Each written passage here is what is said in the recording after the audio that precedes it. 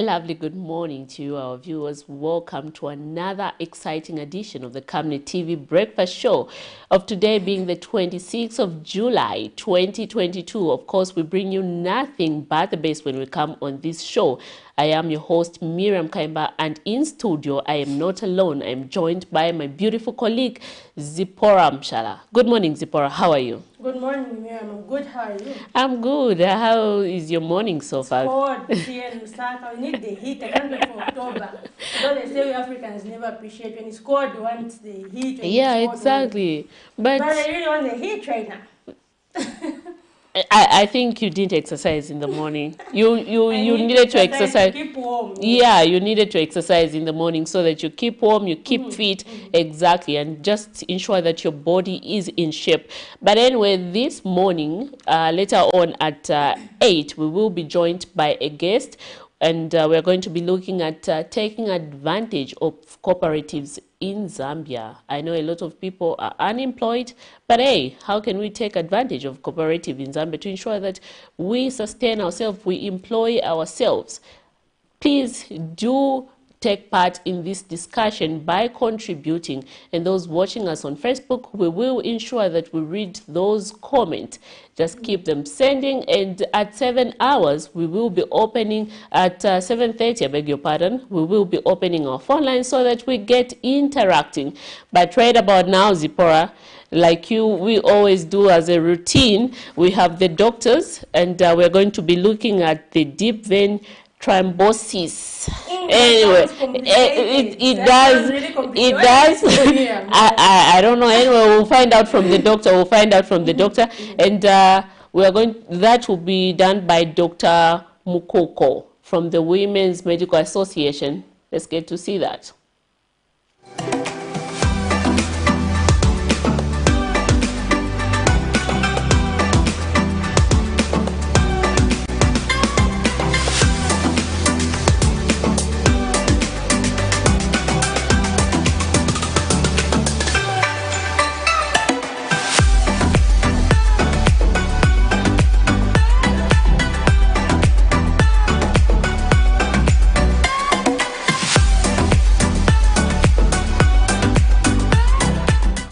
Good morning, viewers. Welcome to today's Health Corner.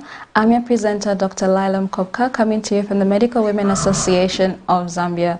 Today we're going to be looking at a disease known as deep vein thrombosis, as it's commonly abbreviated DVT. So what is this disease?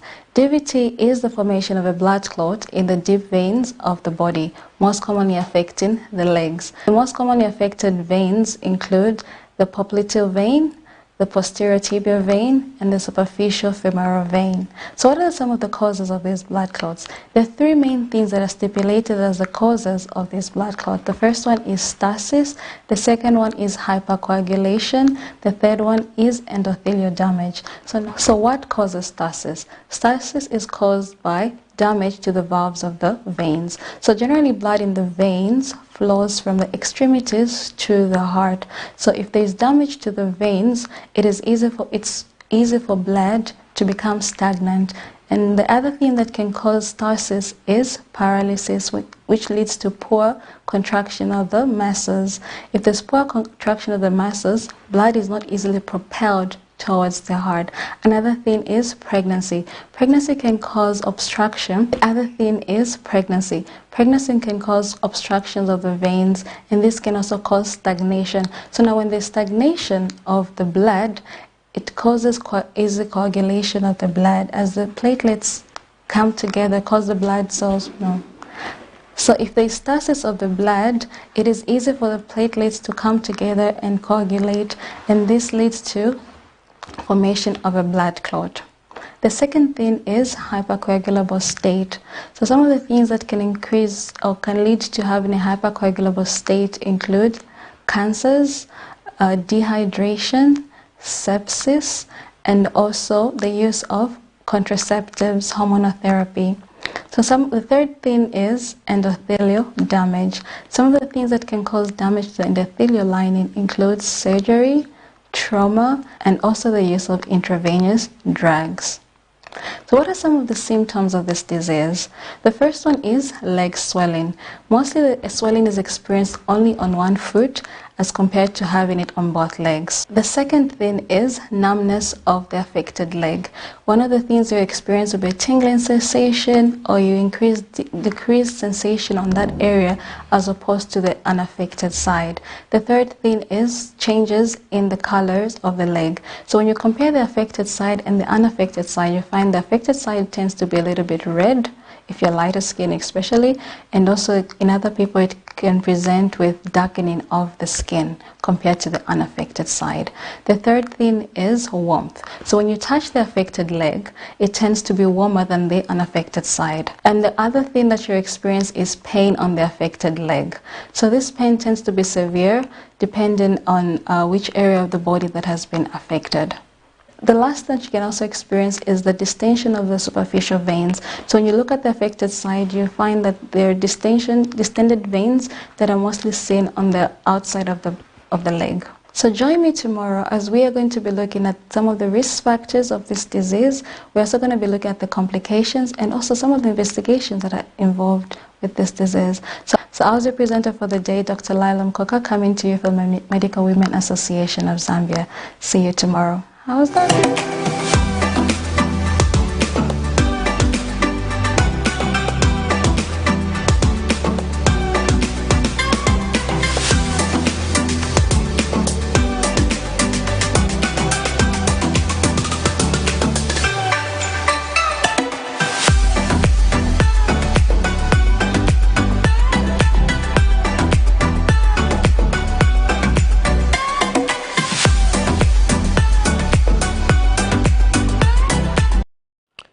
I hope you did learn one or two things there from the Medical Women Association, who keeps on bringing us the Healthy Corner.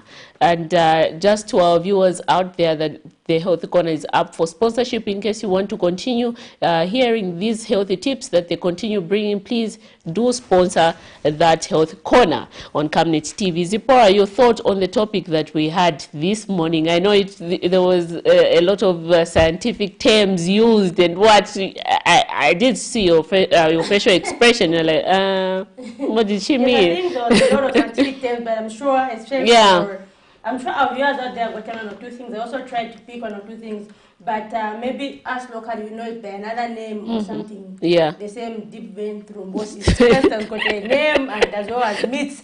But as we go throughout the week, I hope we still continue to learn one or two things so that we can actually understand what it is, how it can actually be treated, symptoms, and all those things. So I'm sure by the end of this week, we're actually going to have details. And just like my colleague mentioned, the health segment is actually up for sponsorship, and so is the next segment, which is the money market, which helps us to know how our kwacha is faring against major currencies in the world. So let's just take a look at our money markets for today.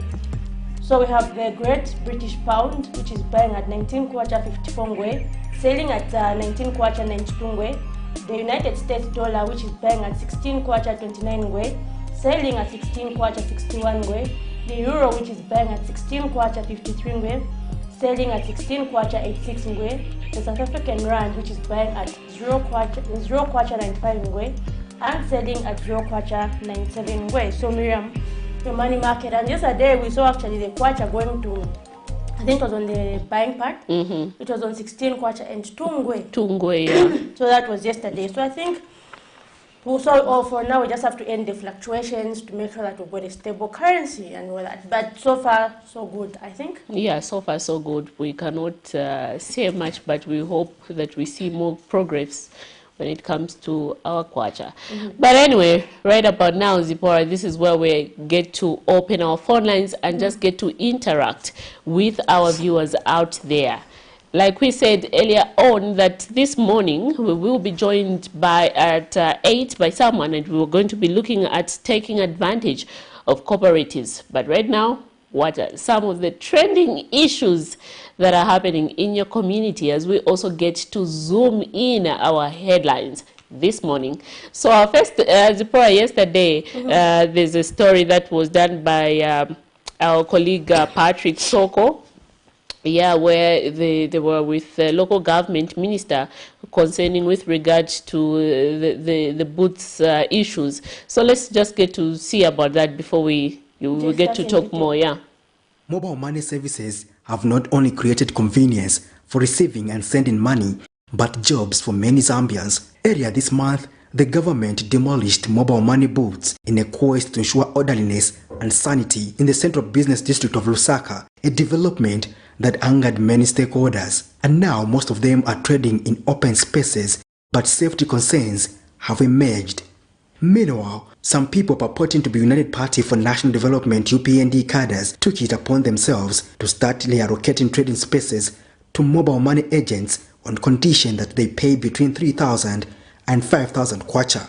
It was a sigh of relief to many as Minister of Local Government and Rural Development Garin Kombo toured various locations for mobile money agents where people disclosed that some UPND cadres have been terrorizing them. You can't take 50 here. You can't. And the people follow you. Yes, they'll be following us. No, that person has a lot of money. Yes. You have been given a lot of money. So we are safe if we are in our booth. That's when we can be safe. Not like this. We are not even safe. But the suspected cadres ran away upon realizing that they could find themselves in a predicament of Baema, another UPND cadre at Intercity Bus Terminus who was involved in similar activities. But this prompted the minister to clamp down the vehicles of the said cadres.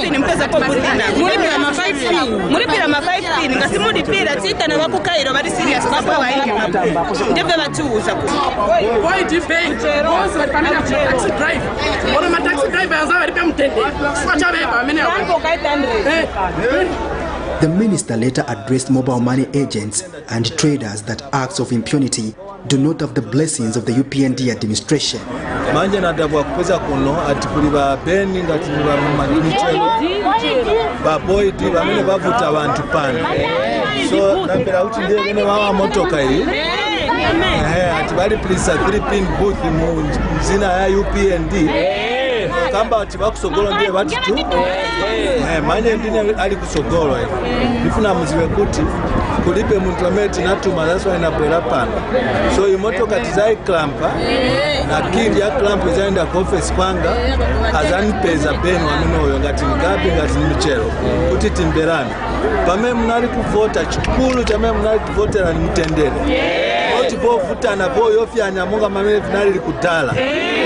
So nifuna imwe na ife tigwirizane pankani ya mtendere first then ivina kuvame vibwera kubuyo tizavikonza pamozi.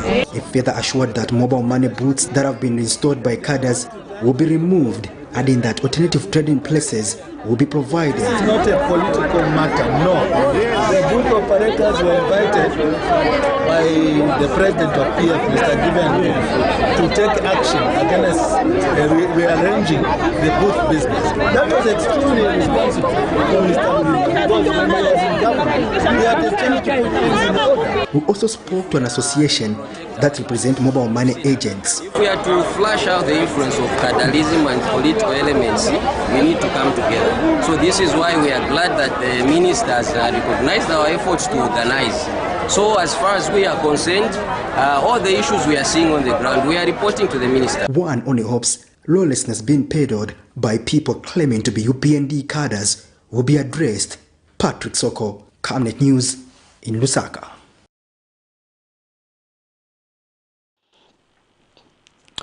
Anyway, there you have it. That was one of the stories done by our reporter there, Patrick Soko, where we saw the local government minister going on the ground, where he was, after he was informed that some suspected UPND cadres allocating trading places, and Zipporah also making traders there pay 3,000 kwacha.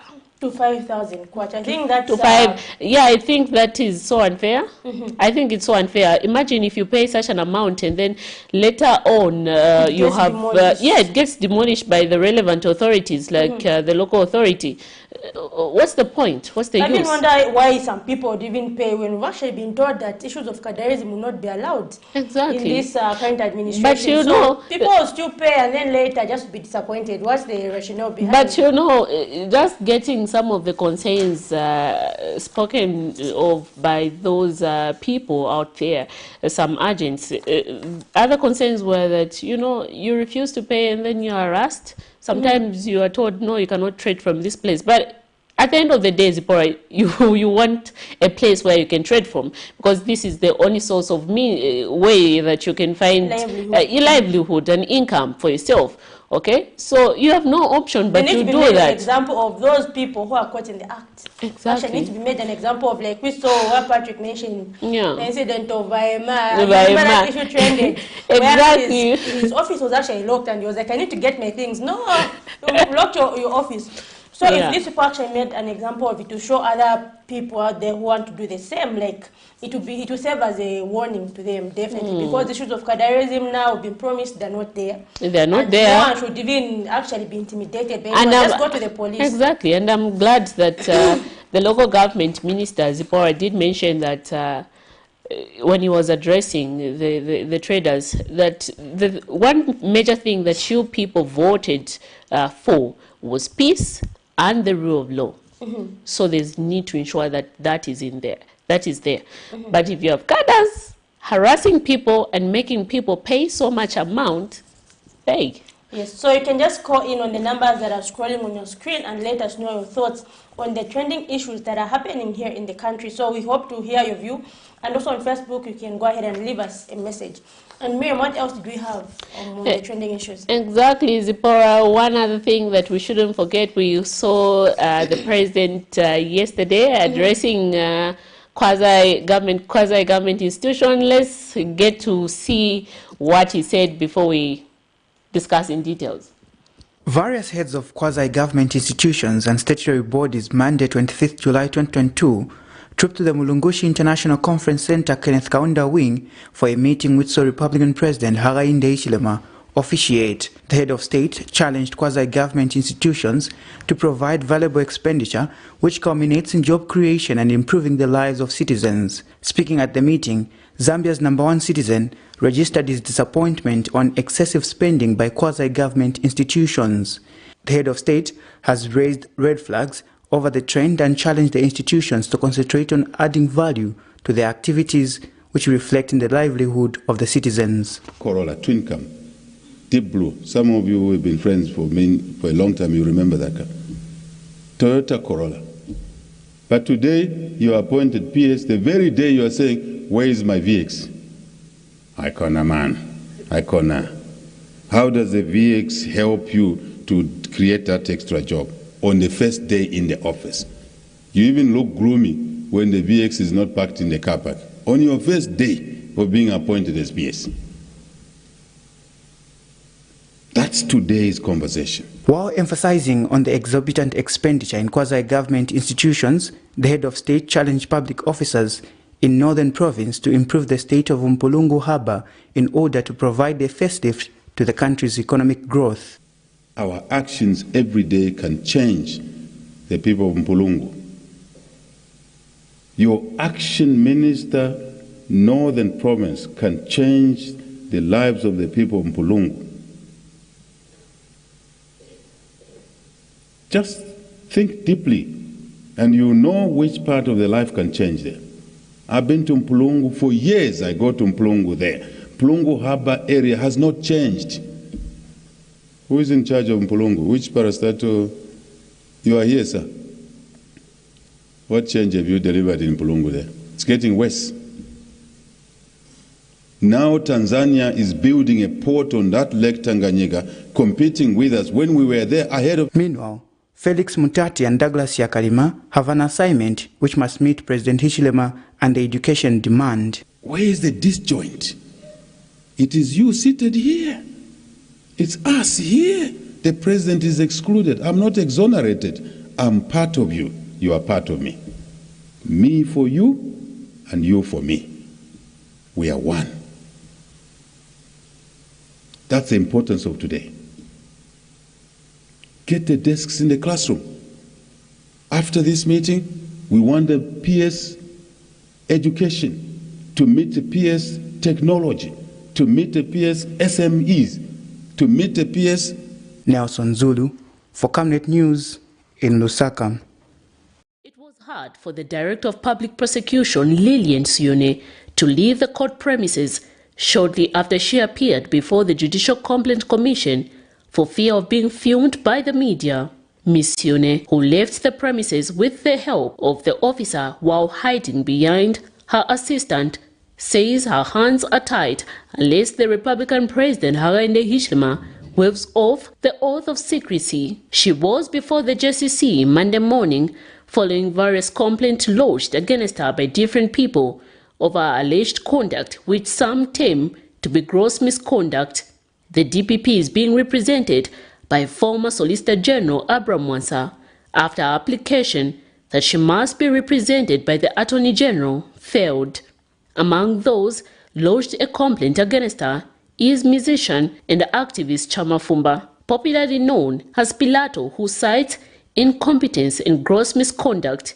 He alleges that her action to discharge former Konkola Copper Mines provisional liquidator Milingo Lungu.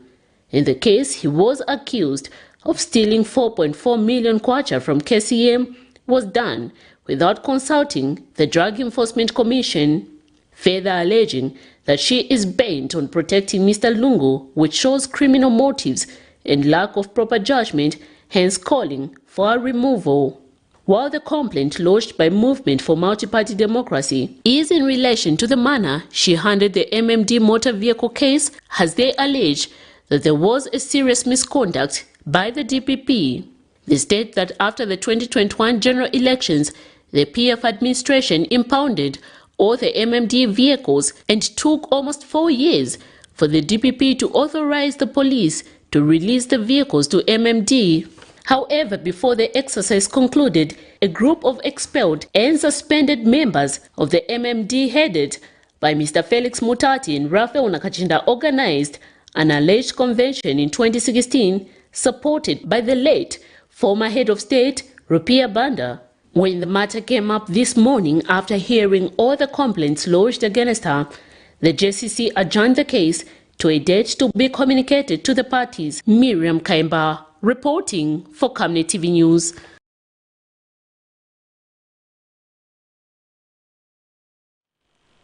So there you have it. Those are two very interesting stories, and we look forward to actually hearing your view. And Miriam, if you look at the issue of the DPP, it has been very, very controversial. We remember even had the UPND youths even vowing that also are going to set camp at the DPP's office until she resigns. So, but we haven't seen them doing that. And last time I remember we asked Mr. Anderson Banda, and he said that was figurative, but I wonder, should it be figurative? But anyway, you are the one who did the story. Just give us some insight. Yeah, so yesterday the DPP was appearing before the Judicial Complaint Commission for a hearing in relation to various complaints that were lodged against her by, we saw musician and youth activist Pilato, and also the MMD. She had...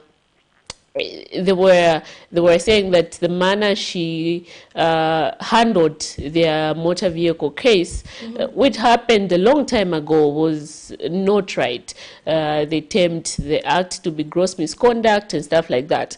And also we saw other people coming forth, like Ultimate Insurance and other insurance company also lodged a complaint against her.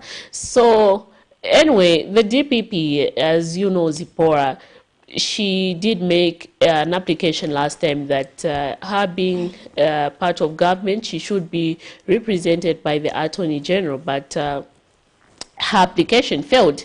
Anyway, she's being represented now by the former Solicitor General, who is Abraham Mwansa. And basically, what we have so far, the JCC has had those applications, complaints lodged by different people, and we're yet to get the final verdict, which they will communicate. And after that, I don't know if a report will be sent to the president to see the way forward. But anyway, I know a lot of there have been a lot of talks with regard to that. So we hope that once and for all, Zipporah, this thing is sorted out and put to its conclusion. We do realize that the office of the DPP, Zipporah, is the biggest office in the country. It's one of the biggest public offices in the country, because this is a person who ensures that, or has a say whether each and every case that comes from the police can go to court or not. So yeah. Yes, definitely very interesting there. And also the other story which we had, yeah, which we saw on the president here challenging, warning people prioritizing their own luxury. So really they should focus on working. And I remember when the president was in opposition, then was saying ministers were actually advising ministers, or saying, when I come into office, I'm advising my ministers to make sure that all the children get educated locally, so that they can actually advocate for local schools to be improved, and like taking their children abroad. So are we seeing that? Actually, so that's an advocacy anyway. There's no law, so yeah, there's no law, but yeah, so nothing can compare. And with I think this for the airport, it's actually a good one. Because basically we're going to prioritize like working for the country, not just thinking of me, what am I going to gain from here. And all that. So I think it's a really good move. And we also heard the president saying work is about productivity. It's not about 8 to 17. So it's about productivity. So Miriam, from here, I'm produced, I'm going home. I get you, definitely. But anyway, Zipporah, talking about that, you know, land issues in Zambia. Last week, I think we spoke about land issues. You know, you have done several stories with regards to land issues in Zambia, where we have been people, encroachment, is all those wrangles, you know, confusion, blah, blah, stuff like that. But anyway, on Saturday, we did see a story done by one of our reporter, Blessings Chakwila, where in State Lodge, where over 50 people, if I'm not mistaken, their houses were demolished by the law enforcement agency. This was following a court order.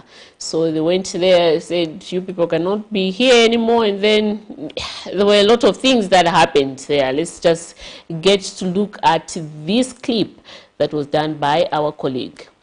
These families captured on video from Lusaka State Lodge of farm number F298A/A have been left in the cold as a result of not following an alleged court order that compels them to vacate the land. In the early hours of 23rd July 2022, the Zambia police moved in and demolished their structures, leaving them with nowhere to go, hence searching for new settlements. However, the families allege that despite the court order, they should have been given ample time to vacate the said farm rather than being displaced in such a helpless manner. The affected families have accused the men and women in uniform of being unprofessional while executing their operation. They state that they were evacuated with tear gas and live ammunition, a move they claim has left some injured and destroyed properties worth thousands. Camnet TV was on ground and spoke to the affected families. I've been living here the rest of my life, and I was so disappointed yesterday night when I just heard that the police had come with some graders and whatever guns and you know, harassing people, beating people, and demolishing the houses. We were so disappointed because this is not what we expected when we voted for this government. We thought this government was going to be totally different from the previous regime. But we've seen the worst that we've ever seen in life here. Those spoken to disclosed to this reporter that they have stayed on the farm for more than 50 years and were not ready to leave because they consider the farm as their home. They say while government has failed to demolish their houses at Forest Reserve 27, they found it easy to demolish their houses because they are poor.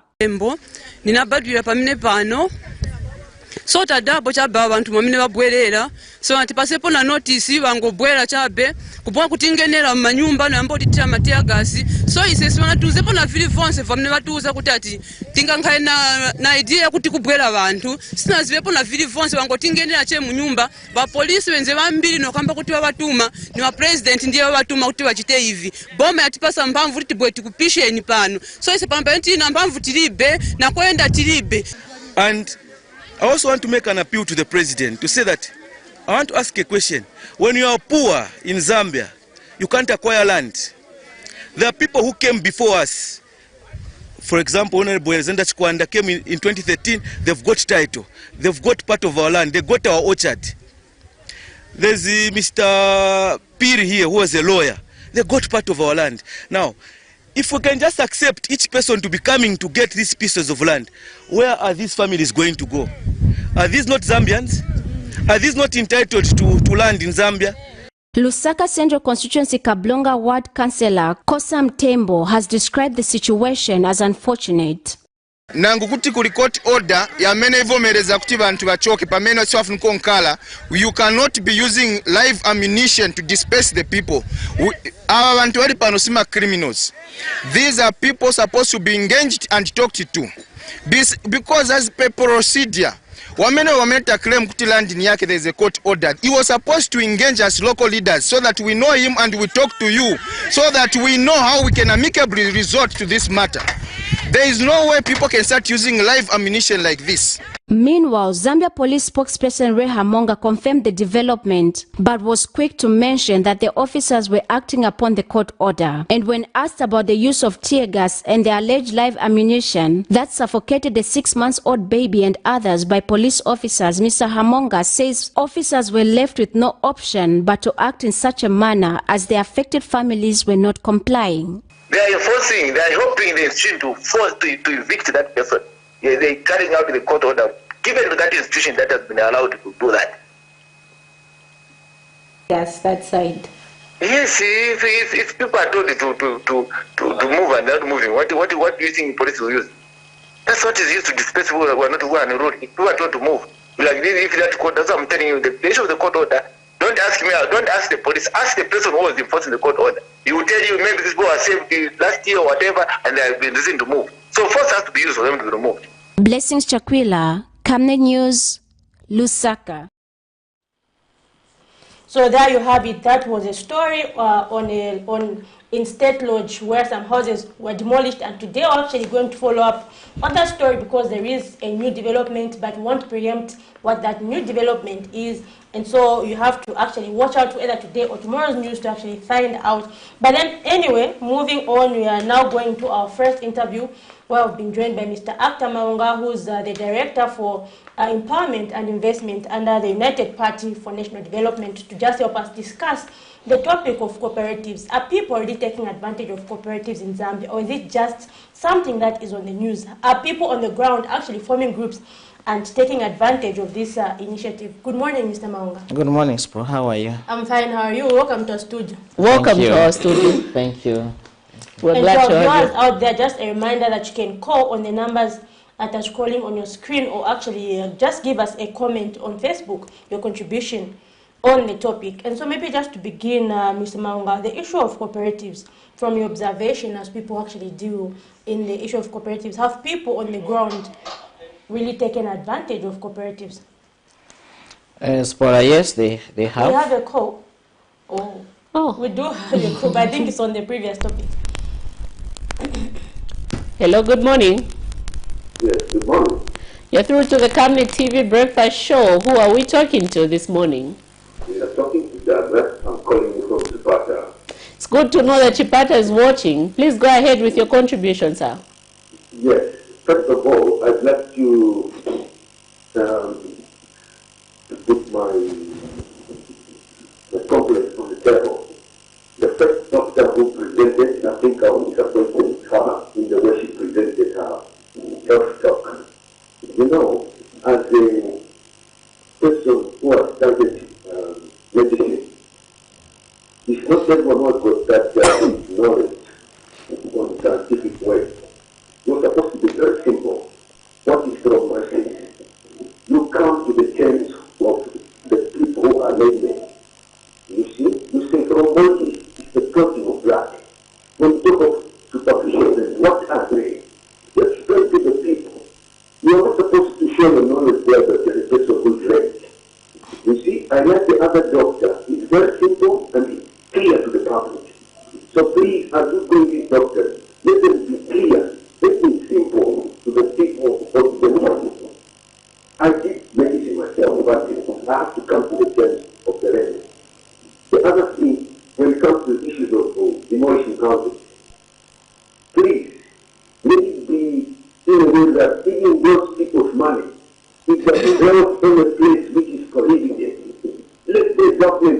restore, not only for the poor people.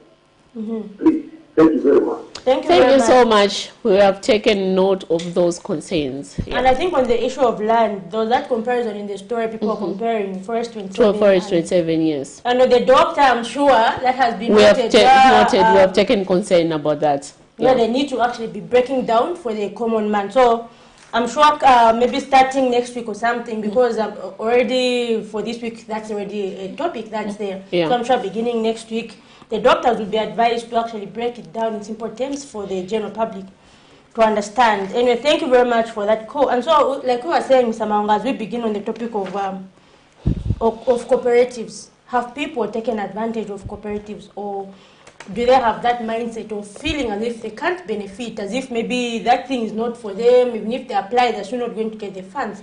What has been your observation? Okay, my observation on the ground, for sure, people have appreciated the new approach, especially on the new things that has been introduced by this new government. The issue of cooperatives, I'm sure it has been there before, but in a different way. I think the old cooperatives were just concerned with the fertilizer issues, the farming inputs, but this time the approach is quite different. But we appreciate the citizens because they have shown interest in the cooperatives. Yeah, the only challenge that I'm seeing on the ground, I've toured around Zambia, and people have expressed certain concerns, such that government needs to move in, especially the Ministry of SMEs and Cooperatives, to shed more light on cooperatives. But to answer your question, people have responded and people have registered cooperatives. Yes.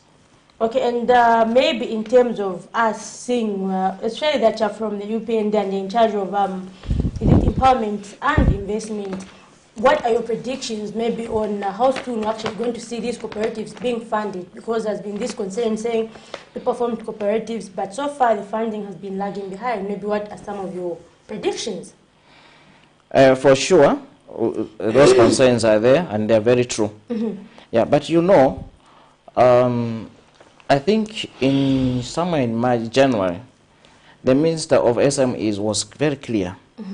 You know, there has been a trend of giving out monies to projects and cooperatives without going through processes. I'm sure you hear our president always say methodical. Yeah, it's everything. There should be a method. You need to be methodical. So now the issue of cooperatives, we appreciate that people have formed cooperatives. But the procedure is first, we need to change the mind of people. We need to change. You know, there's always been this system of doing things in a formal way. But now we need to promote doing things in the informal way by encouraging these enterprises. But for you to do that, you need to train. Cooperatives have to go through a certain training. I'm sure we heard the Ministry of Honorable Mutat saying that so far about 1,600 youths have been trained already to manage these funds, these cooperatives. But again, the private sector can play an important role in offering this training. In fact, it's also an opportunity that people can venture into these training activities because it can help, in fact, government achieve its objectives. I don't like the system where, as citizens, we always sit behind and look at what government can do. When we have the skills, we have the knowledge, we can be able to do such kind of, offer such kind of trainings. Even cooperative funding. You know, I like the current environment that has been created in our country, especially to do business. Now, people should take advantage of these kind of advantages. For example, people can form these training centers for the youths, for the women. And these groups can come to those centers to get trained. It's also an opportunity for them to make an investment, to make a business. But we are just looking at, say, the government is not doing. We need to come in and zero in to help out. Thank you. Can we say that cooperative is an effective way of fixing youth unemployment, looking at the huge gap of unemployment youths that we have in the country? Can we say this is an effective way of fixing youth unemployment in the country when we take the cooperative way or route? Yes, excellent. You know, cooperatives, I always say, it is the only way that even development and empowerment can reach each and every person. You know, in cooperative movement, you can form a cooperative up to family level. Okay, where mother, father, children can come together, think of an enterprise which they can start in.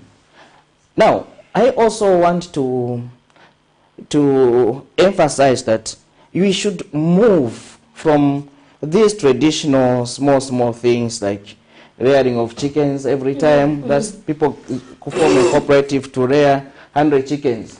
They go and do these small things. We need to move away from that.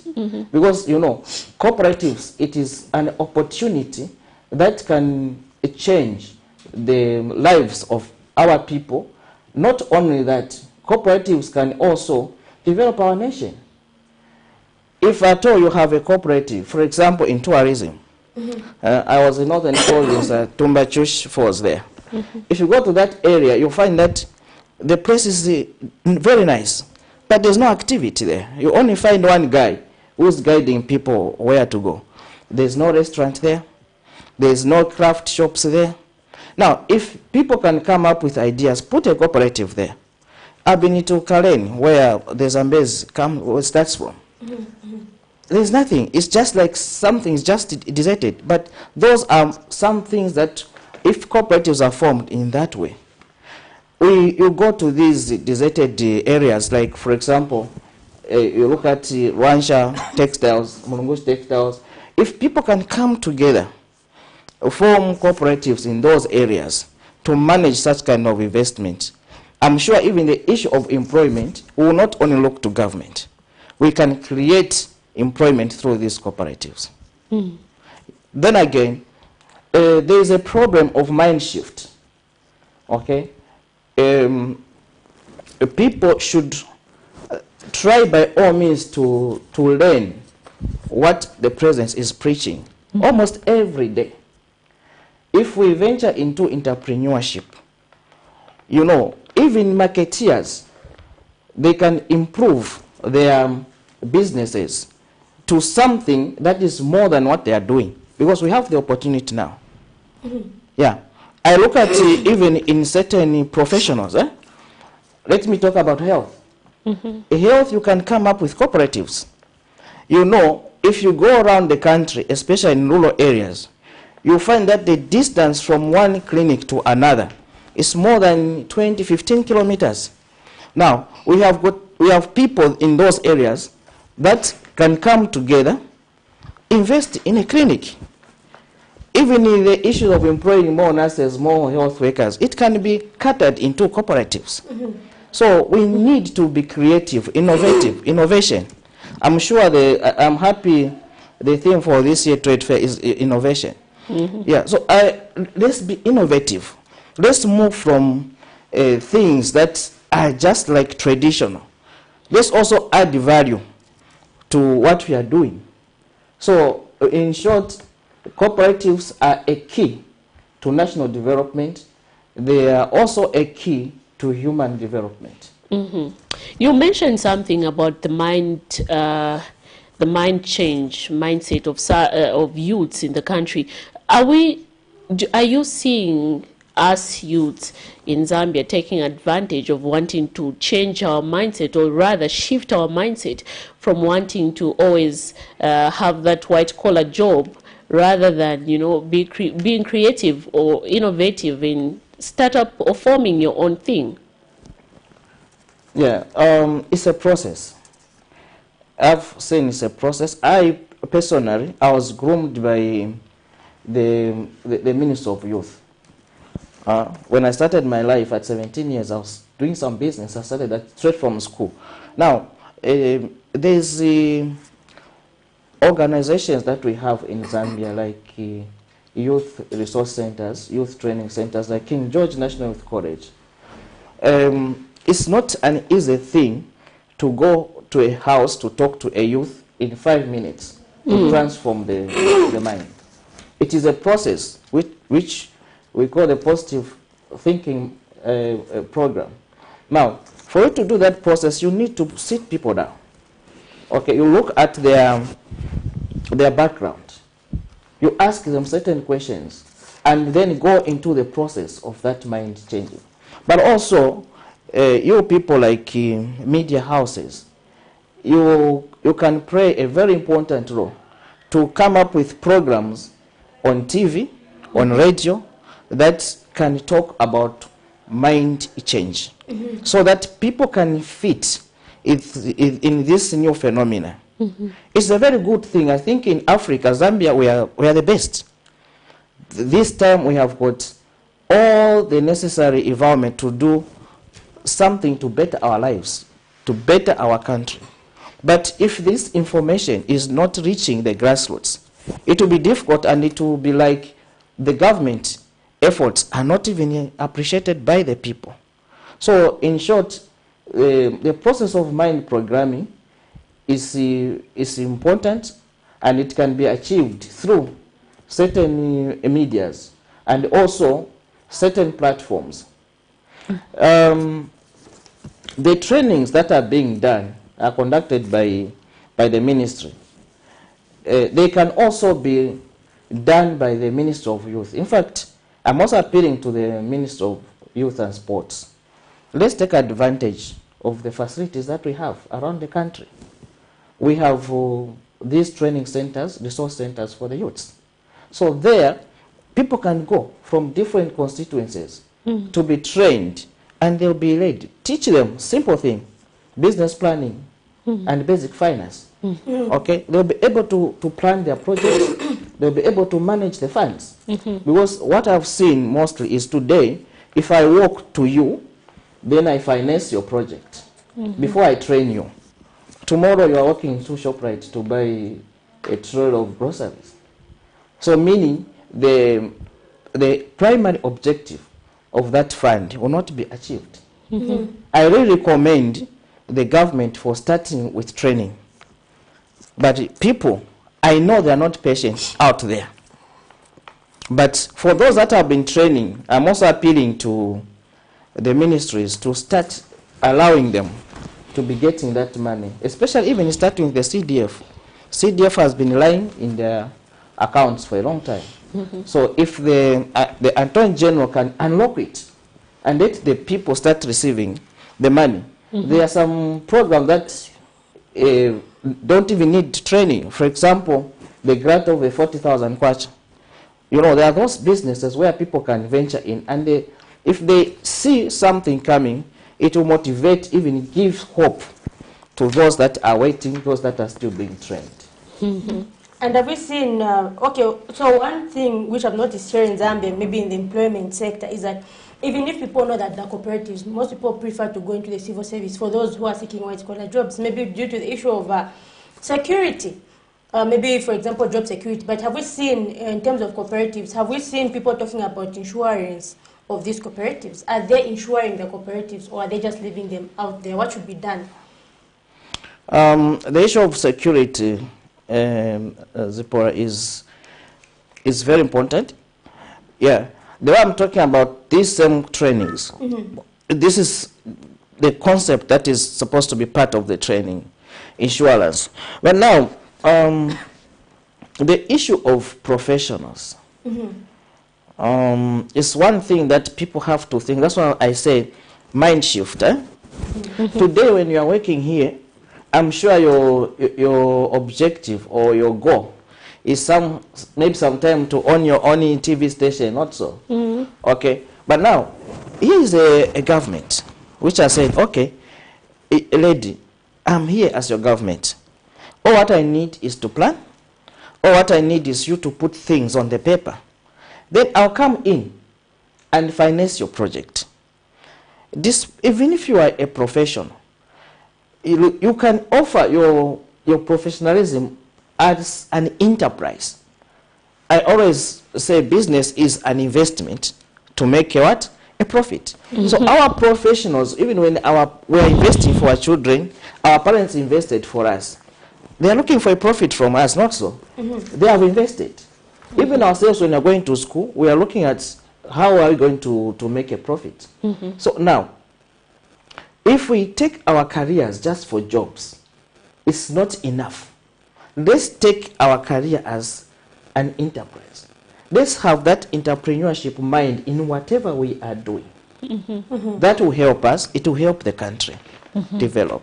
Talking about entrepreneurship mind, don't you think that we need to introduce these types of learning or subjects in our school curriculum as early as when someone is at the primary school, grade 7, grade 8, grade 12, so that, you know, we nurture them to become, you know, self-minded people, so that later on in future they wouldn't only want to depend on a white-collar job.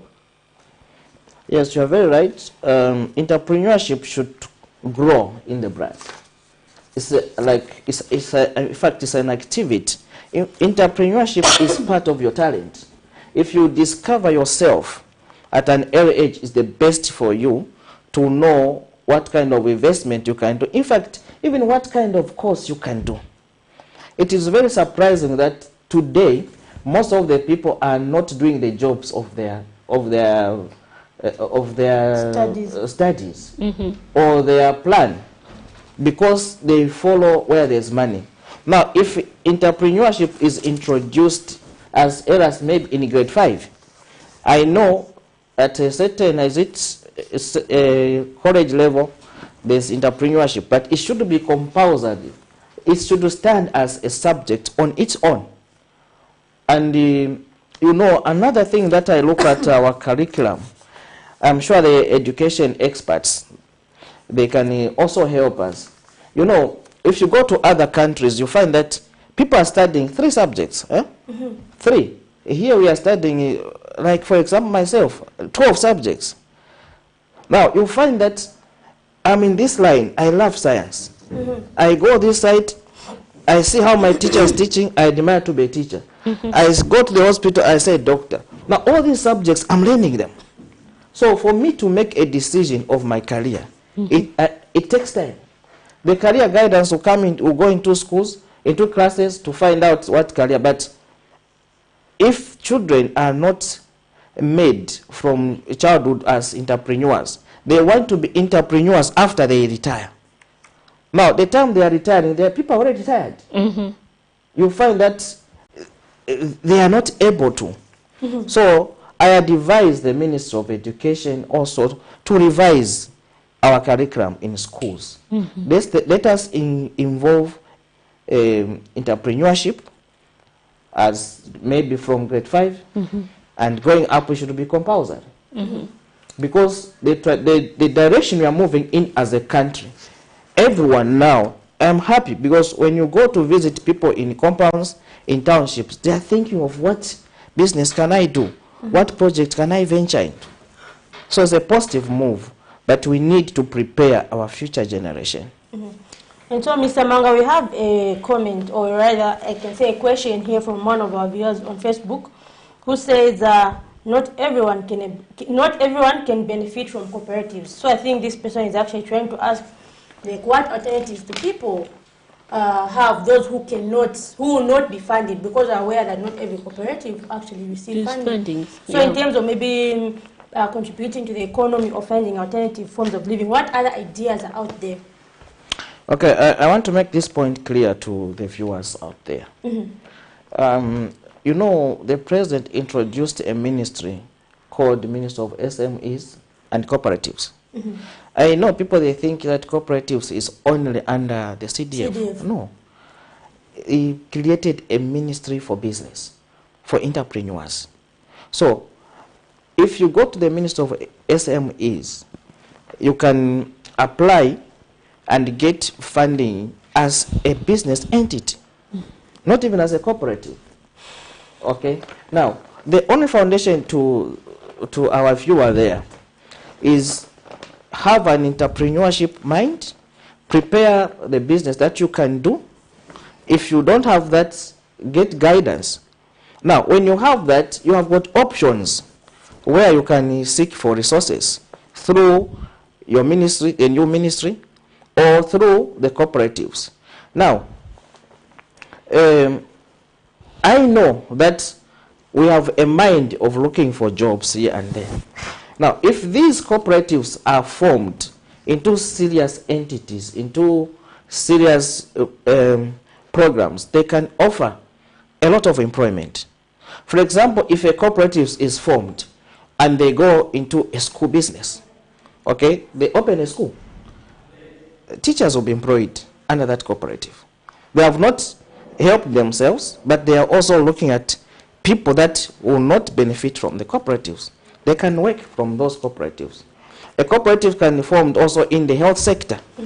People can come up with ideas. Doctors, nurses, they come together.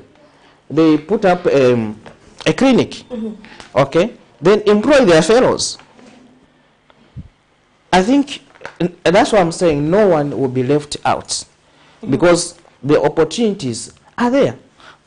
Cooperatives, I'm saying, it will cater for everyone because they can be formed up to the first unit of our country, which is a family. Yes.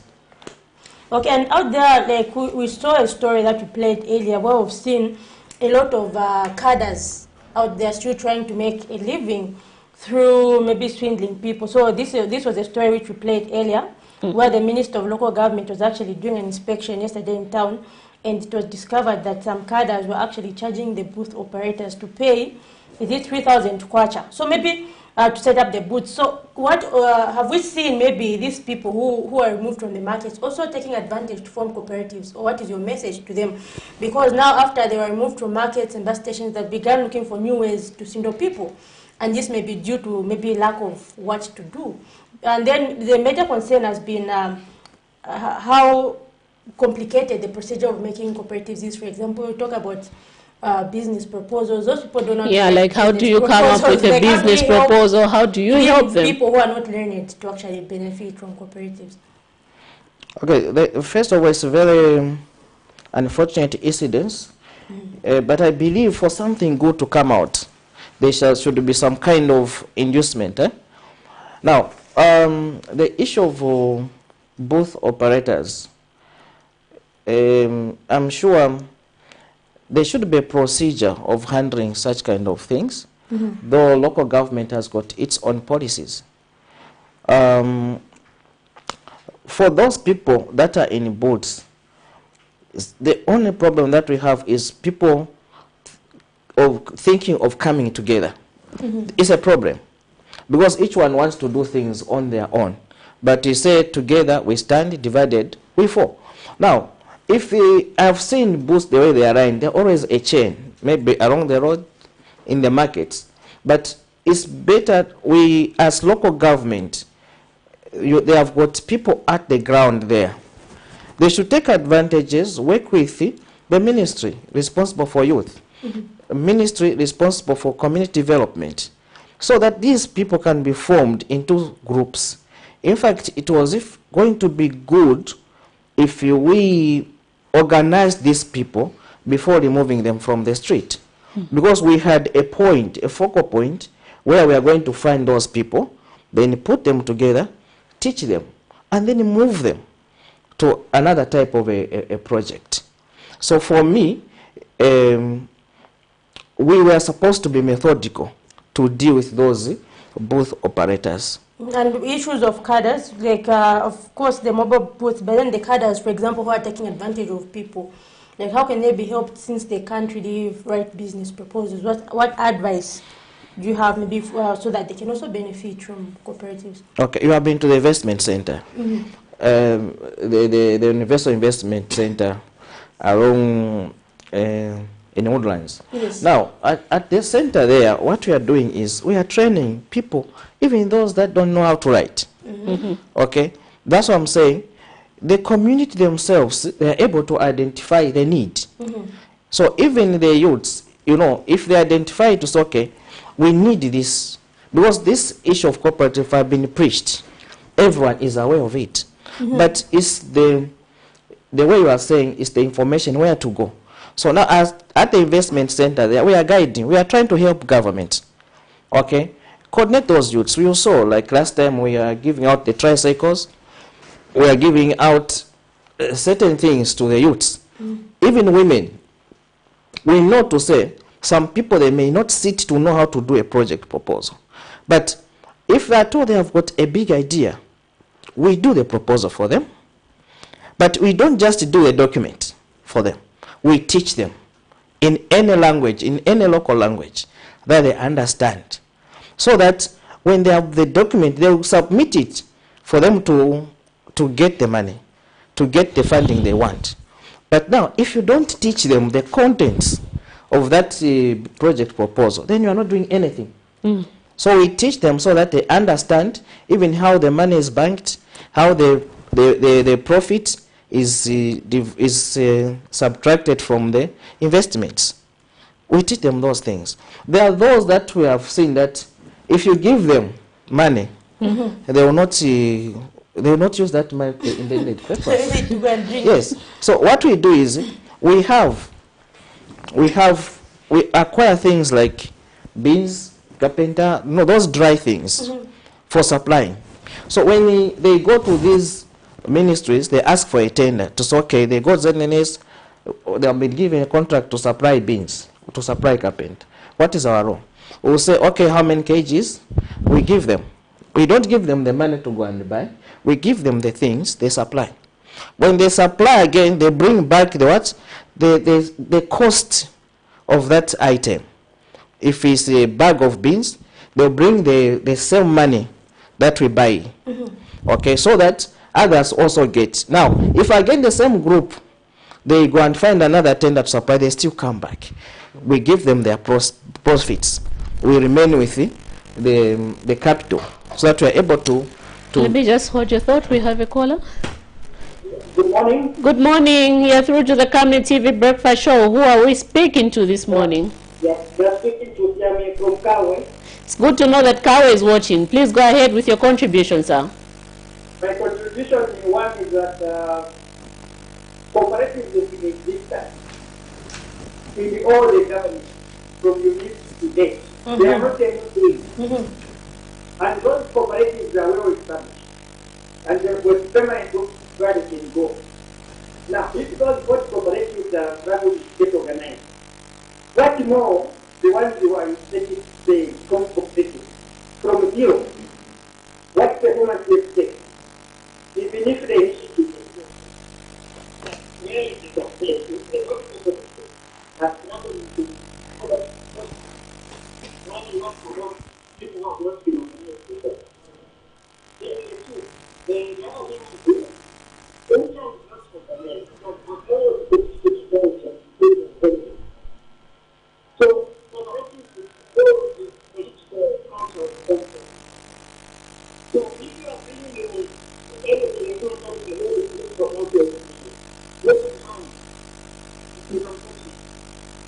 no matter what political party, the political creation of the and it can't be organized together. Yet and if you are irrational, even if you send politics there, the political behavior of the Russian and the state, go to China, America, in whatever country you can mention. So the political culture is necessary to be stabilized so that we know what we are doing. So this is why things can get anyway. So we have been just qualified for what is becoming new. But for long period, this has never been easy and it will never be. That is how business is. So there is no one who says today success. People struggle to get money. And those who are running businesses, it's not easy. So doing with people from the grassroots, don't teach them. Let's tell them this you can't do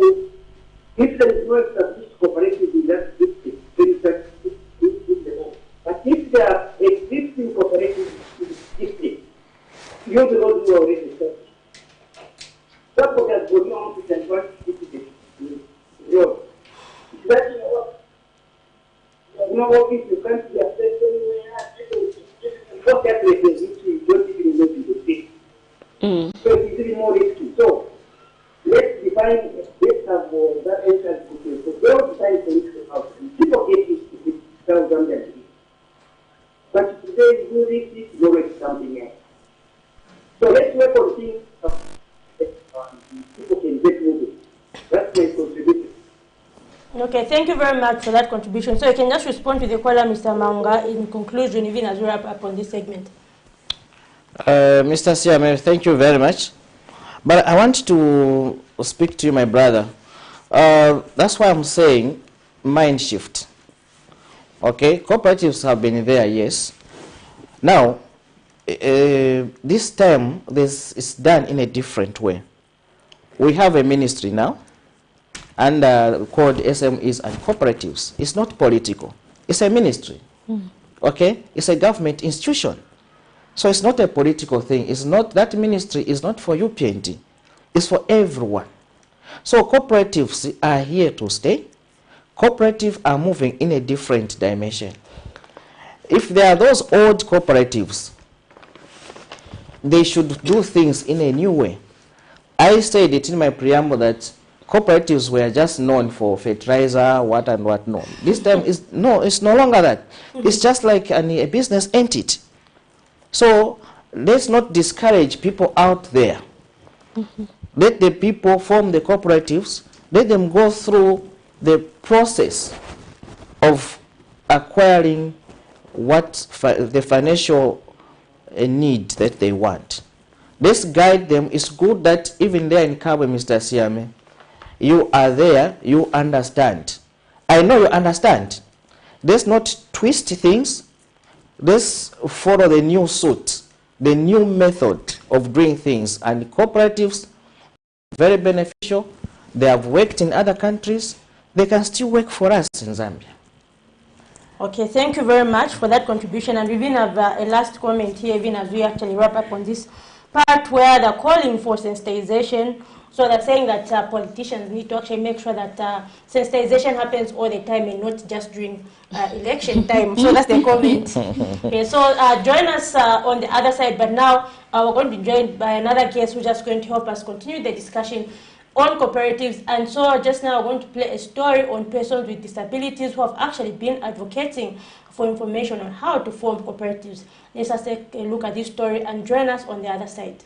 Talk has been ongoing in different sectors of society about the increase in the Constituency Development Fund CDF by the current administration, which saw an increase to 25.7 million kwacha from 1.6 million kwacha in the previous administration. Youths, women, and the general citizenry have since been advised to form cooperatives if to benefit from the fund. The feedback from some sectors of society, like some women-led groups so far, has not been positive, as they have been indicating that the procedure of writing business proposals is complicated and that they have since given up on forming cooperatives due to this. Persons with disabilities, such as this group living in Lusaka's George compound, say they do not even have the slightest idea on how to form a cooperative, as information on the same has not reached them. Tumvera kuti kunachoka CDF fund.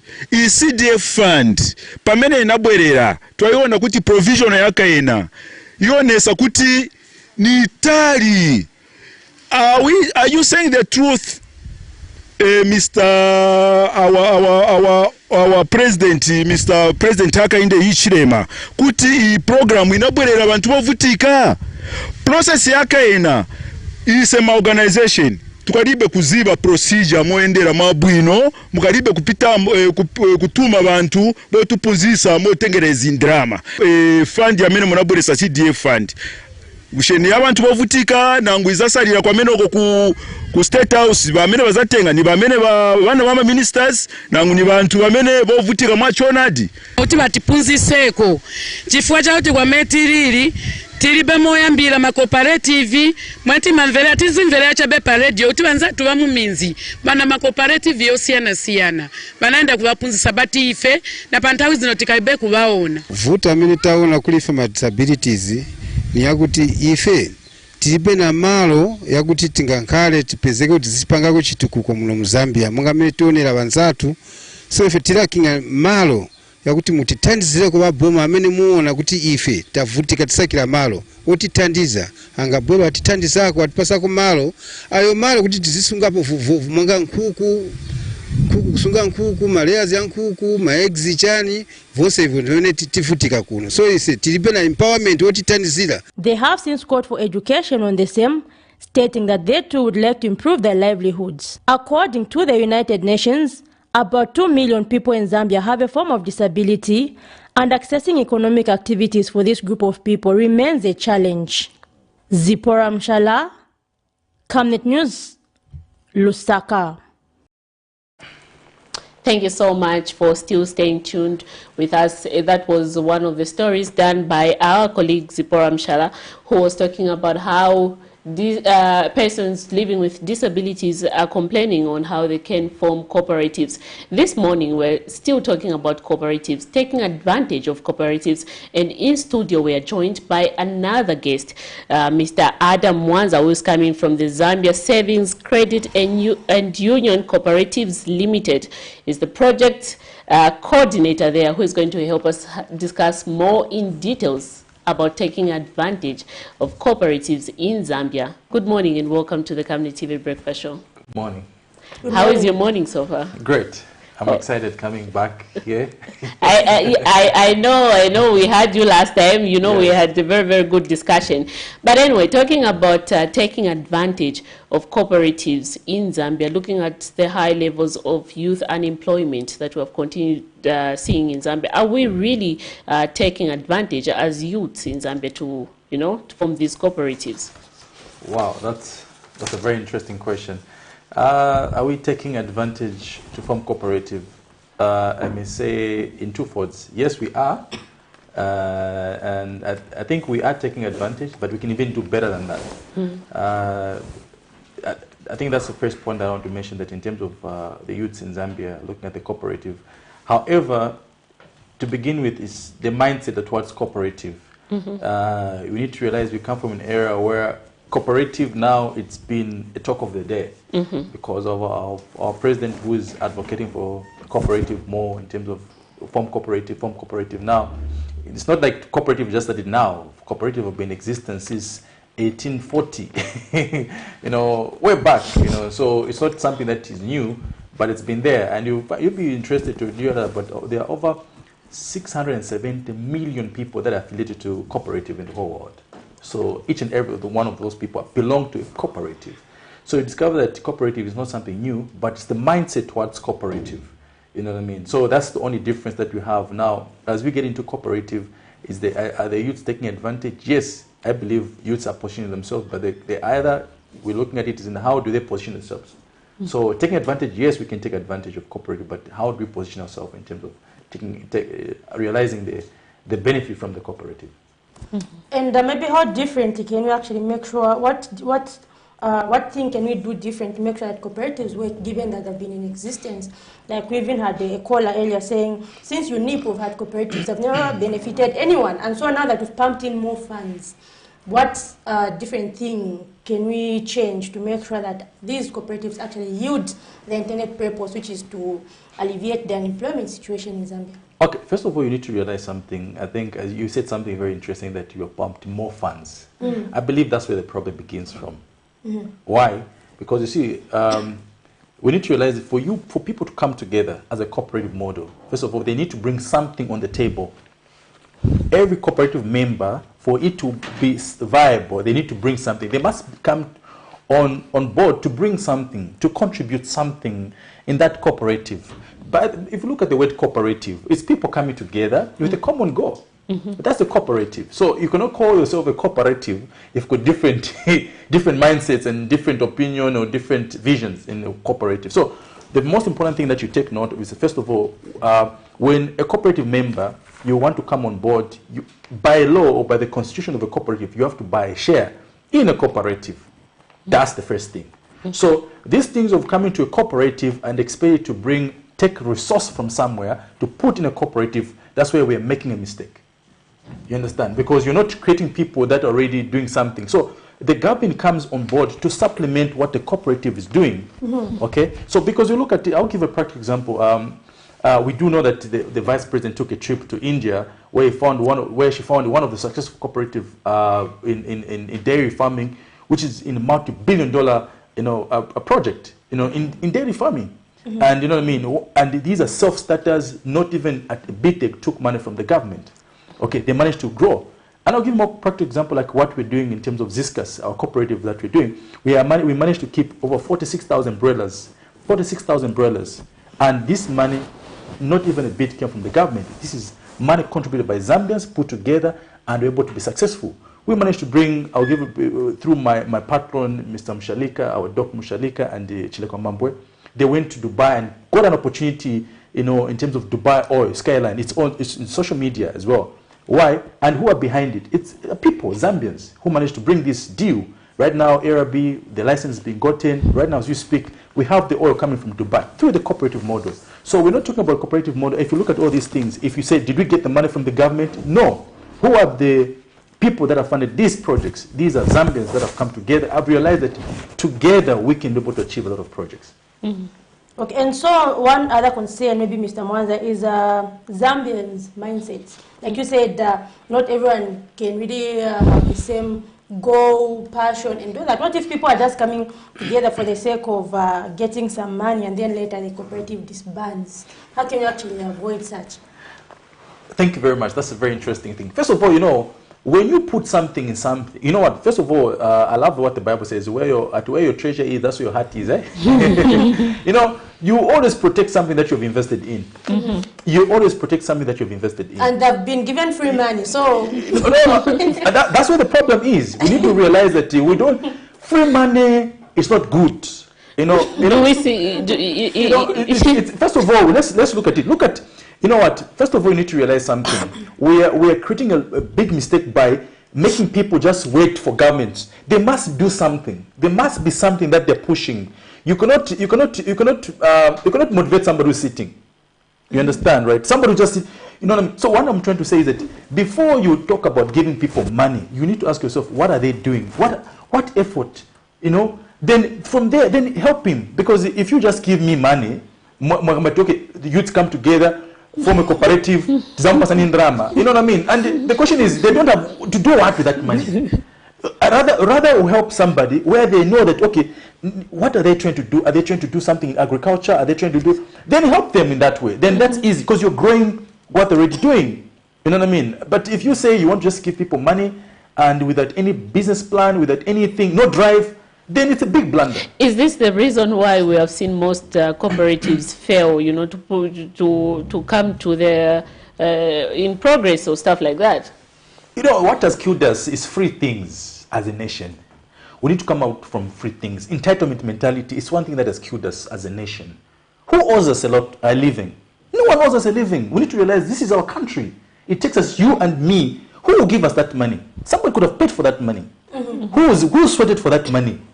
There's no free lunch in life, So if we need to realize that even the youths, us as youths, we need to realize that it takes us to make a step. Well, let's begin to do something, even if it's a little amount. Then we begin to do something to make a move, a little bit of move.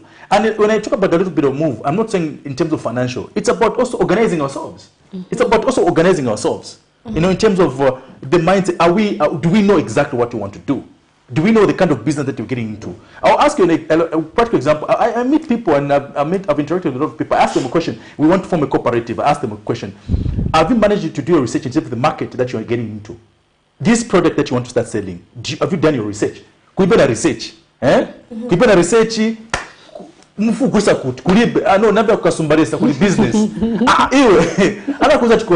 Business. You know what I mean? So it's and one thing that you need to realize that as long as and we realize that the problem has not started now. It's way back from the Kaunda era where government used to do everything. We need to realize that for us as Zambians to change our country, we need to be more patriotic. Let's realize that no one is coming to help us. Let's start helping ourselves. And when the government gives us, not because remember, okay, I'll give you a practical example. Not everyone will receive this cooperative fund. Not everyone will receive the CDF. That's the truth. The CDF is too little that it will cover a lot of youths. Some will miss. Another practical example, look what the opportunity that the government gave in terms of employing teachers. Just a quick example. 30,000, but we had suicide. People, some teachers were killing themselves. Why? Because not all teachers can be employed by the government. What if some of the cooperatives won't receive that fund? Then what happens to them? Should they just stop? Should they die because of their vision? But if they put resources together, 5 of them putting money together, even if they're contributing a 500 kwacha, a 200 kwacha, a 100 kwacha on a monthly, that itself builds up and they can do something. Even if now they go to the bank, say we have this amount that I've raised, or we are going to get aid from the government, at least there's something that they've raised themselves. So that's exactly that we need to do. And have we heard maybe from the government, have we heard them actually talking about what measures they've put in to monitor these cooperatives, or has it just been left out there in the open? You know, first of all, in terms of, I won't speak on behalf of the government because I'm not a spokesperson. Have you heard they're going to monitor? In short, we haven't. We did that story. Yeah. We have not seen. We did the news story actually. We haven't seen them actually putting up measures or monitoring. So maybe what should, what disadvantages does that pose? You know what? Anything that is free is dangerous. You know, anything that people don't labor with, it's very dangerous. Because you see, you know, everybody realizes that when you are given money that you've never worked for, it's easy to misuse. I don't know, it's me, maybe. Drama, free money with no purpose. But if you went and worked for it, there's that value that you attach to it. Even if you went and worked for a 1,000 kwacha or a 500 kwacha, why say the whole day, even the way you use it, it will be different from somebody who just receives that 1,000 kwacha. Why? Because there's that value that you be able to attach to it. So my point that I'm trying to make is that you see, as long as we have the mindset of just receiving, and remember, a cooperative should run as a business. A cooperative should run as a business. So a cooperative, even by the constitution, our constitution, and the acts of the cooperative acts, it says Zambians, are allowed to come together and form cooperative and run them as what? As business. So it's not coming together so that you can beg for money or solicit funds. It's to come together with a view to run them as what? As business. So if you are coming there and there's no business plan or there's no idea in business, already that's a failed project. Even for you to get into business, you need to calculate yourself, okay, how much capital do we need? Okay, what is the profit margin? Is this thing is it what you're running viable? And all those kind of things. So those are some of the things that you need to look at even before we look at cooperative. So answering your question, say, disadvantage, yes. It's actually, one thing that you realize is, yes, a lot of people be jailed for this money if not careful. Because there'll be a lot of misappropriation of funds. You know what I mean? Why? Because are these people trained? And we know that there are rumors where you find people now in some of the places they are forming cooperative. For cooperative. If you're telling me bring my rage, then you get money. It's the wrong way. So we need more like talking about that, yes. And do you think we have done enough sensitization to ensure that these cooperatives?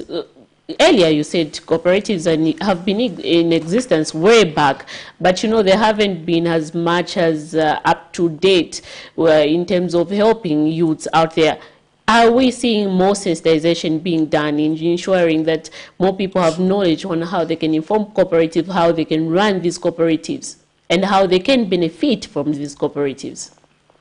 Okay, thank you very much. So if you look at in terms of if you're talking about sensitization about the cooperative, I think one thing that we need to realize that we need to learn from the cooperatives that have been successful. I'll give an example of our cooperative that we're running currently in Ziskas. And as we dive into this cooperative, as I said, this is not something new. Cooperatives is not something that is new. If you look at livestock services, I think some few days ago, and I went to buy my feed, my quails there, is that I looked at how successful, how organized livestock services is. We know it's a cooperative. We know that it's we know look how organized they are. They're running as a business. A lot of people are being employed. So the most important thing that we need to do is in terms of mindset change. If we start looking at the cooperative as a business, and we should also realize that each and every member should be able to participate in the cooperative, then the narrative changes. Okay? But as long as we are saying, kumani, Boma is that pasandarama. You know what I mean? Already, that's if they don't give you the money, then what happens? But as long as we come together with the people, said, okay, Miriam, let's come together. I have this business idea. I've got 1,000. We are 3 of us here, right? Or let's put our monies together. Let's do this project. Or let's buy goats. Okay, let's do fish farming. You know, I'll put 1,000, I'll put 1,000. Together, we make it 3,000, right? The other month, it will take us maybe 2 months for now to start this business. Let's contribute. The way we do chirimba. Chirimba, the way to make chirimba, Mizimai. You know, mothers are very famous of chirimba. They're able to put monies together and do If we can be able to make it very nice, chirimba, imagine if you organize the way they organize themselves, mothers, and they're very good at it. And they're able to start saying, instead of you individuals taking money to do your own projects, what more if we can put them in one project, one joint project, and run it and organize it? You discover the risks are very few, because accountability is in that. You understand? You find the accountability is very easy because there are systems. Specialization, you know, you find that people with specialized skills, they'll be able to handle that money. People that are accountants, so ngani kwa accountant ni. You know what I mean? I don't even know how to balance books. So you put people that are qualified and you run it as a business. You discover that you succeed. One thing that has killed us a lot is where watingandrama weka, watinga maybe nika one pin ufuno chat business work. It's not enough because some of the businesses are highly intense. I'll give an example. To keep chickens, the ones that we are keeping currently right now, 46,000 broilers. It's not easy. One person to keep. It's difficult. You also need employees. You know, it's difficult to work at Songa Kwanise. The normal Zambian, in terms of lifestyle that we live, you find that you say that you chito emozi, uchina salary emozi, vana panyumba. You cannot manage alone. But imagine that 500 kwacha into a bigger pool. Your money grows and you've got safety because you won't lose the whole 20,000. You're able to lose only 500. If things go bad, you won't lose as much. The risk, it's a shared risk. You understand? It won't be a tour, because imagine right now as we're speaking, we are diving into dairy farming. You'll be able to own, like right now, I'm able to own. I've got chickens that are not even there. I'm a shareholder of a cooperative. So I'm not supposed. You're working right now, Miriam, but you've got chickens somewhere. Someone is, funds. You know what I mean? Someone is keeping your chickens, but you're not there. You know what I mean? That's the good part about it, because you cannot be everywhere. Manga tiweka usunge nkuku pa nyumba, upake uende kunchito, ubere, fidi, shani. Can we talk about trust issues? Maybe if I try to form cooperative with this one and this one, that's where you might get the funds and stuff like that. Is it because of trust issues? I mean, how do we come to trust issues, Miriam, if we all contribute equal? Okay, tizafaka mon drama smos. Ufaka pa one pin. And you say it's in drama in a sindena accountant. Let's get somebody independent to help us look at our books. Which means when I testifier, we have got somebody who's going to be accountable to us. We are shareholders of the cooperative. You understand? And already we're looking at it as a business. We employ somebody. Maya when do cashier, do accountant, do HR worker. It can't work. You understand? So, it's trying to save costs. Exactly. So, one thing that I'll tell you is that for us to be able to manage such projects, like the way we do them, right now, as I'm saying, I'm proud. I'm a member of a cooperative in terms of dairy farm. I've never kept cattle, but I know through my contribution, ng'ombe zinda zisungiwa. Monica, nisini niko nakula, niko interview. Ng'ombe zisungiwa. I'm here, but I know somewhere somebody's keeping what? Chickens. And you know, I'm here, somebody's, you know, there's oil that is coming from Dubai. I don't have to be there because my contribution is able, one, not only just help myself, but also employ some other people. So the cooperative model, it's very beautiful because, one, it's also helping us to employ other youths. So the youths, employment, we're able to create our own jobs through the cooperative model. That's the beautiful part about cooperative. Who will be the first people? Priority number one is people that have done work. So that as our accounting, took for accounting, marketing, and then marketing. You're shared. And transparency. We have the call. Hello, good morning. Hello. Yes, you're through to the Camnet Breakfast Show. Can you tell us your name, where you're calling us from, and go ahead with your contribution? Okay, I want to comment just to add on what my brother is saying over there. Concerning the cooperative, how to form the cooperative. There's a point that I got from him, which is saying, we should, as a cooperative, we should wait for the government to empower us.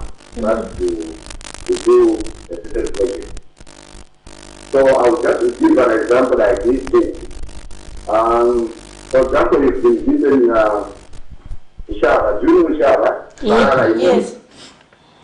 Then you've been told to share. How can you share when you are 10 of you? So as white men or our women or youth, you need to get that downward and plant it first. When you plant it, then when it grows, you are going to find that you're going to have so many groundnuts there. That's why now you can share. Now here is the cooperative way to whereby you are 10 of you, then you've been given a 50,000 first. How much are you going to share? If you need a 5,000, I'm not going to anywhere like this. There are some certain businesses that require a lot of money. So these cooperatives, we need first to pick our brain, and indeed before we see the money. So we need to educate more of youth, those that are ready to go to receive like the money. First, we need to equip them by the knowledge of how to do the things. There's those that are just making cooperatives without giving any idea of any type of business. I'm saying we are not helping. Some of them, they will just end up taking the money and they use it and it will end at the time. That's my contribution. Thank you so much. You know, I was laughing when he said that you give them money and then they'll just use it at the end, you know, without using it for the intended purpose. Are we, like he said, I know he was following the discussion before we started, but when it comes to sensitization, are we seeing that strong advocacy when it comes that you people, this is what you need to follow, this is the guidelines? Do we see that strong advocacy? Or is this just on the surface? Oh, okay, this is what you should do. And then later on now we start seeing these misappropriation of funds and so on and so forth. Okay. First of all, it's a very, very powerful question. You know, the challenge is not even about the corporate, it's the mindset. And as I said, I'm going back to the mindset. We live in an era where education is a priority than entrepreneurship. I want to repeat that.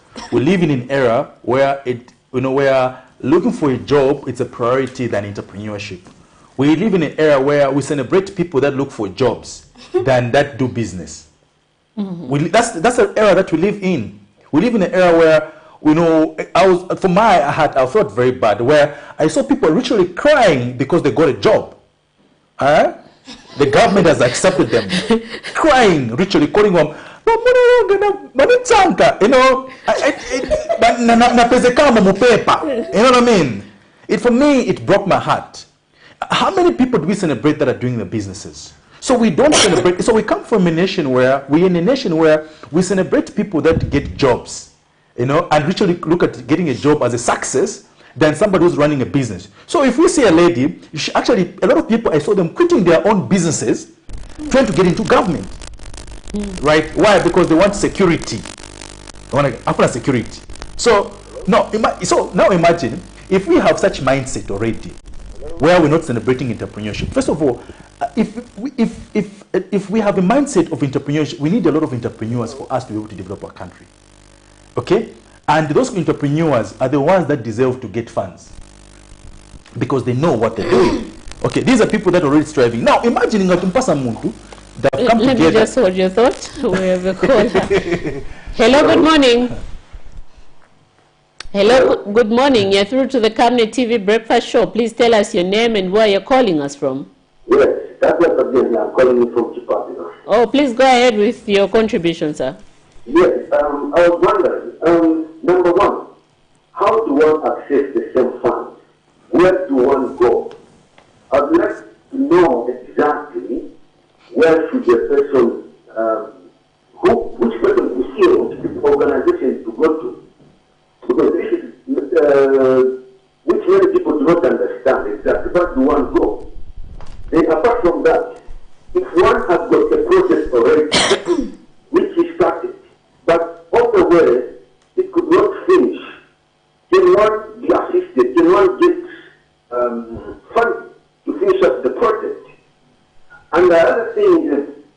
one has got a big land for farming, but there's no means. How can one get funding? Can he be assisted? That's what I wanted to hear from the panel. I don't know if you have the right people, but maybe that man can help. I don't know. Thank you so much. I know you're not representing government here, but maybe if you, from your knowledge, maybe you can. First of all, I want to state something. The way you came out, say if one, already that disqualifies you already. If one has a farm, if one has a project, the government is not interested in funding one person. It's interested in funding the cooperative.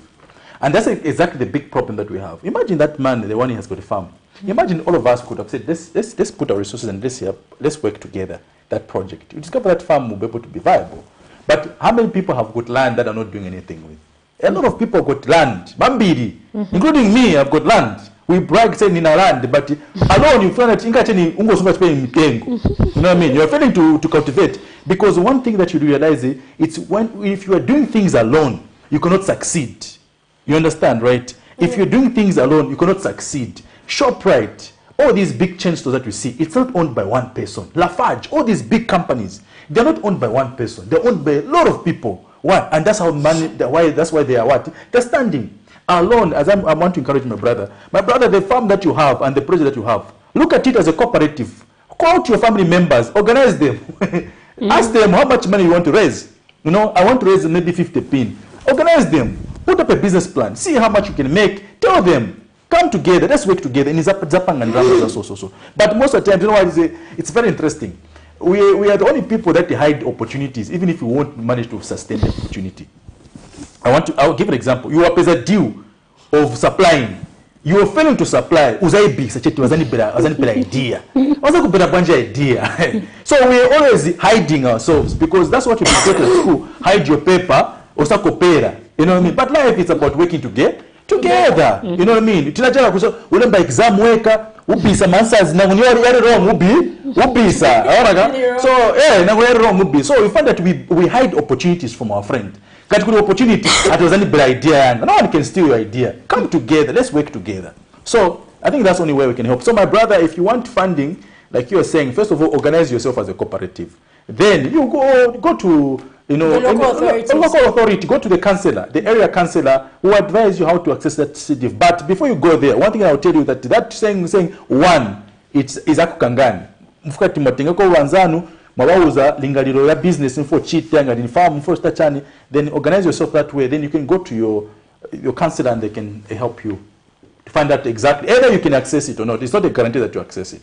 And I really like what you were explaining earlier, saying people celebrate to be employed. Yes. If you look at most successful people in the world, most of them are entrepreneurs.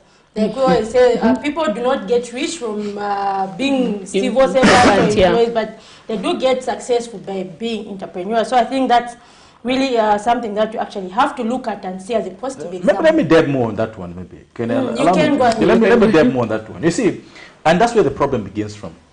We live in a nation, as I said, where we celebrate having a job. Kunyumba kamba tinifanya business. Wazakuza ti iwe Miriam, iwe mapepo unanka na Eva, kasakire nchito. Vyo chitavama business. Sima sevenza. Ina kasakire nchito. Ukangana nchito, there'll be a family celebration. You know what I mean? And the people will help you to go get a job, whatever it may be. But imagine if you start a business and tell your family members, look, I want to run this business and everything. So as I'm trying to say, that the challenge that we have right now, even before we talk about cooperative, the question is, do we have a mindset of people that want to run businesses? Mwapasa abantu cooperative,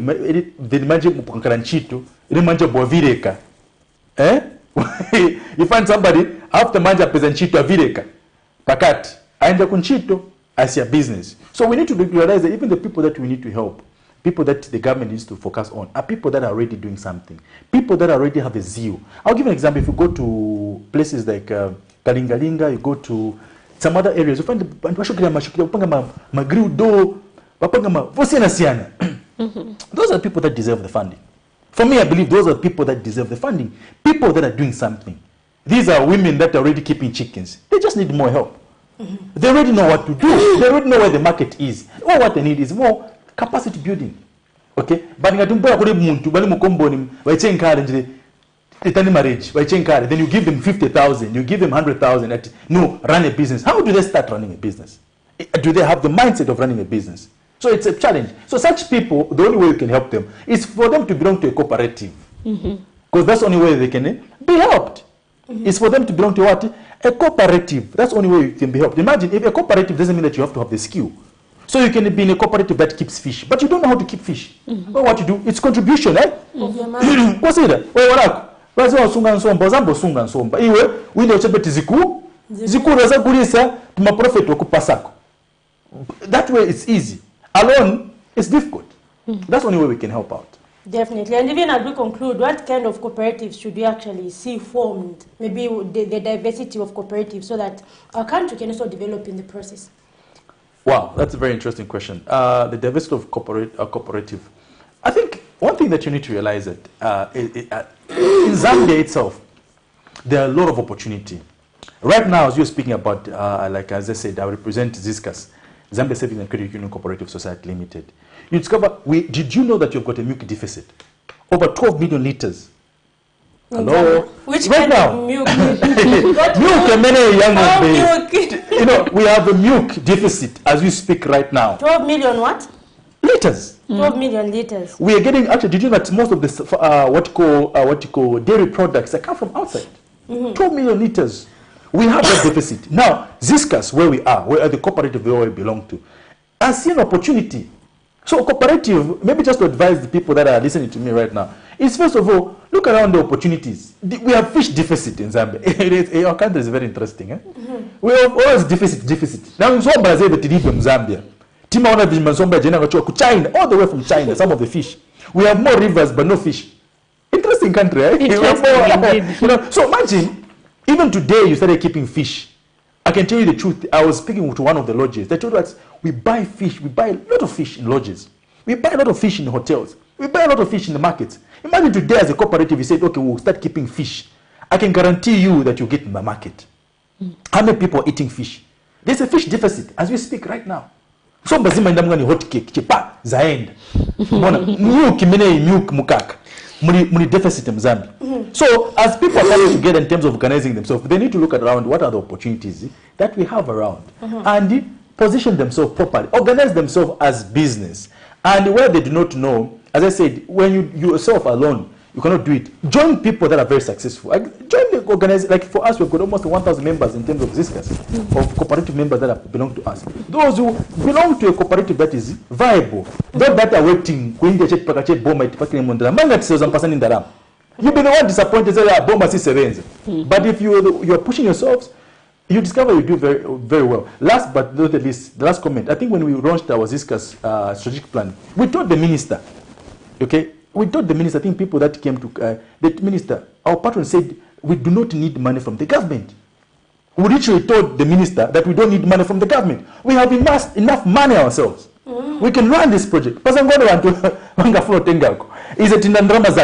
running a project? That's the kind of mindset that we need to realize that, you know, together we can. Right now, the project that we're running, we're raising almost $1 million every month. 1 million every month. Zambia is coming together raising over 1 million every month. Not less than that. We are raising that money into dairy farming. Broader project, you're making about almost 700 to almost 1.2 million every cycle. And Zambia is buying. So now, why am I trying to tell you this is that it's possible to run. How have you been very successful? Because you put up systems, you're putting accounting systems, you put up business systems. We understand that alone, account, right account, everything, right contracts, everything is on point. Not Shabet, no, account Miriam, cooperative, DHA signatory Miriam. It's a problem. So that's for me, that's exactly what you need to do. We need to realize that we to take Zambians, genuine born in Zambia, Zambians that will develop our country. No one is coming to help us. Understand this. What's man invader? No one is coming to help us. It's only me and you to work together. Not even politicians. They will come and help us. We need to realize that the politicians, they need to do their job. But us, we need to also help ourselves. Not a politician who come and buy me million of my children. Let's stand Miriam. Let's start forming cooperative at work. What are you doing as guys at work? What are we doing? Businesses. Definitely, very, very interesting. And so, and thank you also to our viewers who just called in and those who contributed. On Facebook, we've been talking about taking advantage of cooperatives both for employment and for national development. So this is where we actually come to the end of our segment. Just for concluding remarks maybe to our viewers out there, what message do you have for those who have not yet formed cooperatives, to the naysayers? What's your view to them? Okay, I like what my patron, Mr. Chikwe, says all the time, that you see, one thing that you need to realize is that I think he's been championing cooperative. And one of the things that I've learned from him is that in terms of coming together, when people come together, I've seen that it's very possible for us to move and work together. One thing that I would say, the way that I want to say to everyone, it will take me and you to develop our nation. No one is coming to our rescue. And realize we have got only one Zambia. We'll never have another country apart from this. So it will take me and you to work together. Let's start identifying that you cannot be good at everything. You cannot be good at everything. But as long as we start organizing ourselves and just now stop being greedy, being self-centered, let's realize, let's move all those things. Let's share opportunities. Let's share it with our family. Let's share it with our friends. Let's put our resources together. So everyone who's listening to me, and those that are thinking of cooperative, form cooperative. What is a cooperative? Bring your families and share opportunities and put your resources together and run them as business. Thank you. Thank you so much. This is where we come to the end of our Camnet TV breakfast show. Mr. Mwape, Augustine, Haiga, Chivilika, Bright, Morgan, those who are following us on Facebook, thank you so much. And those who are watching us live on your TV set, please, thank you so much. Do join us next week when we come on this show and bring you nothing but the best.